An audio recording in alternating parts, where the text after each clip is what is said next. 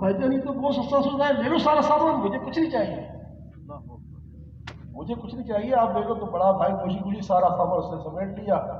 ادھر جو ہے چھوٹا بھائی بالکل خالی تھا، مگر اس کے پاس اللہ اس کے رسول تھا۔ سبحان اللہ۔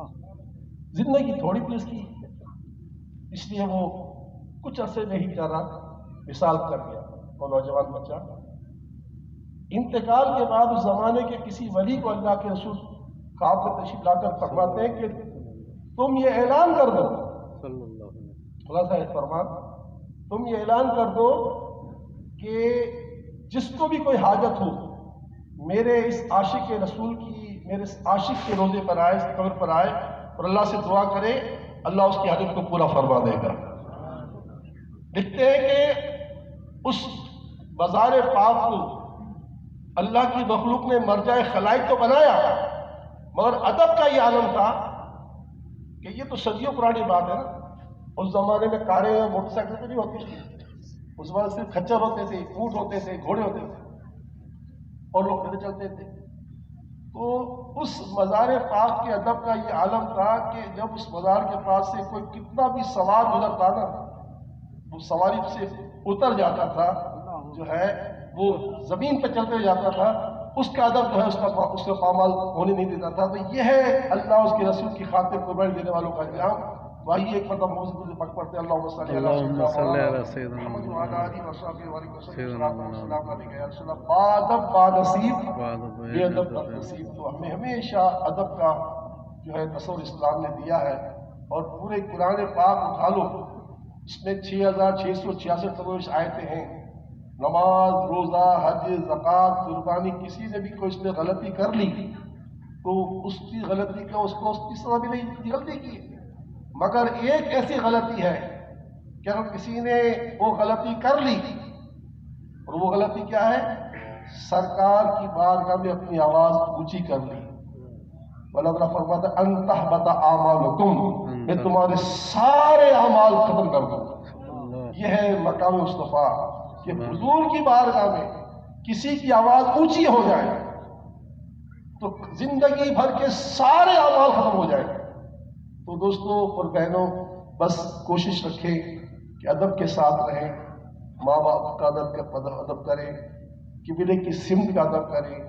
یہاں تک کہ فرمایا کہ اسلام میں کہ باپ کے بھی آگے نہیں چلنا چاہیے، باپ کو بھی پیٹھ نہیں کرنی چاہیے، باپ جہاں بیٹھا ہوا وہاں لیٹے ہوئے تو پاؤں اس طرف نہیں کرنا چاہیے۔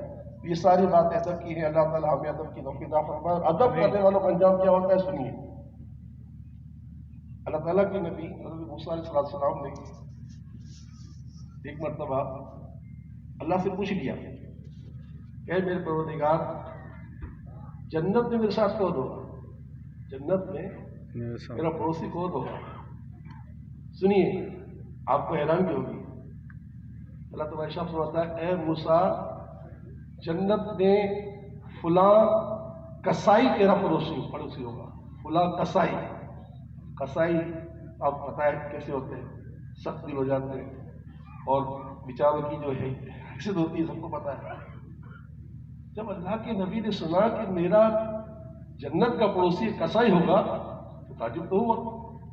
کہا پروردگار جب وہ میرا پڑوسی ہوگا تو دنیا میں میری ملاقات تو کروا دے اس سے، وہ کہاں رہتا ہے؟ اللہ تعالیٰ نے موسیٰ علیہ السلام کو وحی سے بتایا کہ فلاں فلاں مقام پر اس کی دکان ہے، وہاں چلے جاؤ۔ موسیٰ علیہ السلام ڈھونڈتے ڈھانڈتے اس کی دکان تک پہنچ گئے۔ اپنی دکان پر بیٹھ کر گوشت بیچ رہا تھا۔ آپ نے سلام کیا، سلام کرنے کے بعد پھر جو ہے آپ نے اسے کہا کہ میں مسافر ہوں۔ میں مسافر تھے آپ، مجھے کم از کم ایک رات اپنے گھر میں رہنے دیجیے، رکھ لیجیے ایک رات کے لیے۔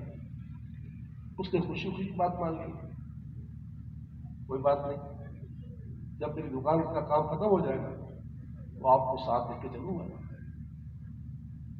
دوستوں بہنوں، وہ کسائی جب اپنے کام سے فارغ ہوا تو موسیٰ علیہ السلام کو اپنے ساتھ لے کر اپنے گھر پہنچا، ایک دسترخوان بچھایا اور اس نے آپ کے سامنے کھانا رکھ دیا، اور خود دور ایک جگہ پر بیٹھ کر اکیلے کھانے کے لیے اس نے اپنے کھانے کا برتن رکھا۔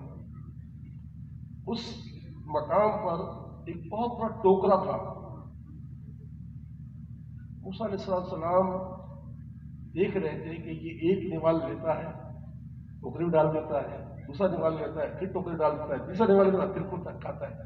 ہر 3 نوالے 2 نوالے پہلے ٹوکری ڈالتا ہے, پھر کھاتا ہے.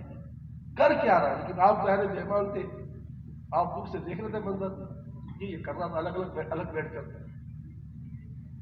اتفاق سے ایک سائل, ایک بلانے والا شخص اس کسائی کو بلانے کے لیے گھر کے باہر اس نے دستک دی. تو کسائی اٹھا, اٹھ کر جو ہے اس کو دیکھنے گیا دروازے میں کون آیا ہے. ادھر موسیٰ علیہ السلام کھڑے ہو گئے کہ دیکھو تو صحیح اس ٹوکرے میں ہے کیا جہاں یہ 2 نول ڈالتا ہے. جب آپ قریب پہنچے تو دیکھا کہ ایک انتہائی بوڑھا شخص اور ایک انتہائی بوڑھی عورت دونوں اس ٹوکرے میں لیٹے ہوئے. جب آپ اس کے قریب گئے تو دونوں کی آنکھیں کھلی اور گویا ان کی آنکھوں میں ایک چمک آ گئی اور وہ کہنے لگے کہ اے موسیٰ ہمیں کلمہ پڑھا دیجیے. کلمہ پڑھا دیا. بس کلمہ پڑھنا تھا کہ دونوں کی روح پرواز کر دی. اب جب دونوں کی روح پرواز کر گئی آپ اور پھر آ کر اپنی جگہ میں بیٹھ گئے. پھر وہ اپنا کام نمٹا کر جیسے ہی آیا نا کسائی, تو اس نے آ کر جیسے اس ٹوکرے میں نظر ڈالی تو فوراً جو ہے وہ موسیٰ علیہ السلام کے قدموں میں آ کے گر گیا. مرحبا یا موسیٰ, مرحبا یا موسیٰ. آپ حیران تھے کہ یہ سب کیا ماجرا ہے. وہ بوڑھا بوڑھی انتقال کر گئے, انہوں نے مجھے پہچان لیا, یہ مجھے پہچانتا نہیں تھا, یہ اچانک کیا ہے.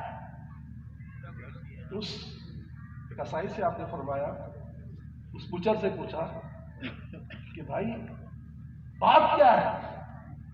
کہا ہے اللہ کے نبی بات یہ ہے کہ میرے بوڑھے ماں باپ 2 دعائیں مانگا کرتے تھے. ایک دعا یہ ہوا کرتی تھی کہ یا اللہ ہمیں کبھی موت مت دینا, ہمیں اس وقت تک موت مت دینا جب تک تو اپنے کریم کی ہمیں زیارت نہ کروا دے. آپ اللہ کے نبی ہیں جبھی تو ان کا انتقال ہوا ہے. پھر دوسری دعا وہ کیا کرتے تھے کہ یا اللہ میرے اس فرما بردار بچے کو, بظاہر تو کسائی تھا, گوشت بیچا کرتا تھا, میرے اس فرما بردار بچے کو تو اپنے نبی موسیٰ علیہ السلام کا جنت میں پڑوسی بنانا. اب ہے ماں باپ کی دعا میں کتنا بڑا کرنٹ ہے, کہاں سے کہاں پہنچا دی چھوٹے سے آدمی کو. تو ماں باپ کی خدمت اور ماں باپ کی دعا, اچھا دعا بھی اور پھر ماں باپ کی دعائیں ضرور بھی, یہ بڑی خطرناک ہے, یہ بھی یاد رکھیے گا. اگر ماں باپ دعا دے دیں تو بندہ آسمان میں پہنچ جاتا ہے, عزتوں کا تاج پہن لیتا ہے, اور اگر ماں باپ بدوا دے دے نا تو بندہ جو ہے سلاخوں کے پیچھے چلا جاتا ہے. اور یہ بھی میں آپ کو رسول پاک کے الفاظ سے بتا رہا ہوں.